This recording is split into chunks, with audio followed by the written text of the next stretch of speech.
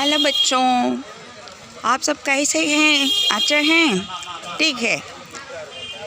Today itself we are all on the tour. Okay, this is the day. We are all going to now. We are all entering the 80 feet Buddha statue. Okay, we can see the statue now. I am going near to the statue. இது புத்தர் ஒரு காலத்தில் புத்தர் பூமியாகவும் இருந்திருக்குது. ஓகேங்களா? So புத்தருக்கான நிறைய மத போதர்கள்லாம் இங்கே இருந்திருக்கிறாங்க.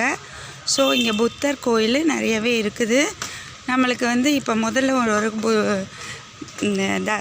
Thailand புத்தர் கோயில்னு சொல்லிட்டு நம்ம போய் பார்த்தோம்.